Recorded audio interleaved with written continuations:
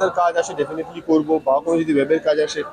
আবার at the same time দেখো এই সময় না, এরকম কোনো খবর আমার কাছে নেই যে আমি পাহাড়ে ঘুরতে গেছি। পাহাড়ে ঘুরতে যাওয়ার এখন মানে অবকাশও নেই। হ্যাঁ, কারণ পাহাড়ে খুবই অবস্থা খারাপ। নর্থ বেঙ্গলের মানুষদের প্রতি সহমর্মিতা রয়েছে। আমার খুবই কষ্ট হচ্ছে দেখে, কারণ যেই জায়গায় আমরা দীর্ঘদিন শুটিং করেছি, যেখানে আমরা যেসব রাস্তা দিয়ে আমরা দীর্ঘদিন যাতায়াত করেছি, সেই রাস্তাগুলো আজ ভেঙে গেছে। এরকম একটা প্রাকৃতিক বিপর্যয়ের মধ্যে মানুষ রয়েছে, এত কষ্টের মধ্যে। সেটা নিয়ে সহমর্মিতা ডেফিনেটলি আছে, খারাপ লাগাও আছে। এবং যাতে পাহাড়ের মানুষরা আবার খুব তাড়াতাড়ি আর কি স্বচ্ছন্দ জীবনে ফিরে আসতে পারেন, সেই কামনা সবসময় করছি।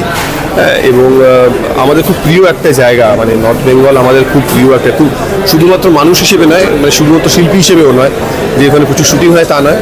আমাদের ব্যক্তিগতভাবে আমি প্রত্যেক বছর পাহাড়ে ঘুরতে যাই শীতকালে, এবং আশা করছি যে এই প্রাকৃতিক দুর্যোগ এগুলো সব বিপর্যয় এগুলো সব কাটিয়ে উঠে মানুষ আবার মানে নিজের স্বাচ্ছন্দ্য জীবনে ফিরবে, এবং খুব শিগগিরই আবার আমরা পাহাড়ে গিয়ে আবার পাহাড়ের মানুষের সঙ্গে আনন্দ করতে পারবো।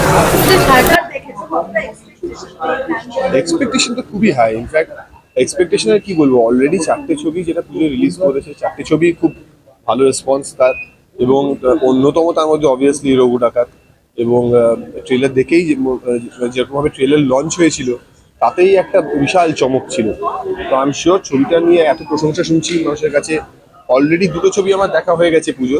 এটা 3 নম্বরে ছিল, not because of any preference, but ওই আর কি শো টাইমিং এর জন্য। তো এরকম একটা সময় এখন স্পেশাল স্ক্রিনিং হচ্ছে, এই সুযোগে দেখে নেওয়াটা ভালো। এবং দেখেই বোঝা যাচ্ছে, পোস্টার দেখে ট্রেলার দেখে বোঝা যাচ্ছে যে প্রত্যেকটা অভিনেতা প্রচন্ড পরিশ্রম করেছে, প্রচন্ড কেটেছে। হ্যাঁ, এবং একটা ম্যাগনাম ওপাস যাকে বলে, সেই ধরনের ছবি তৈরি করার চেষ্টা করা হয়েছে। তো I am really excited to C the film. দর্শকের তো ভীষণ মন খারাপ, একটা কথা টুকটি আসতে চলেছে বা কোনো প্ল্যানিং বা বড় পর্দায় কি প্ল্যান, তোমার কি প্ল্যান?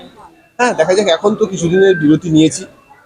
এবার সেই সুযোগে যদি বড় পর্দার কাজ আসে ডেফিনেটলি করবো, বা কোনো যদি ওয়েবের কাজ আসে। আবার অ্যাট দ্য সেম টাইম দেখো এই সময়টাকে বলা যায় না যে এই সময়টা রেস্টের সময়। এই সময়টা অ্যাকচুয়ালি হচ্ছে নিজেকে আবার নতুন করে তৈরি করা, রিইনভেন্ট করার সময়।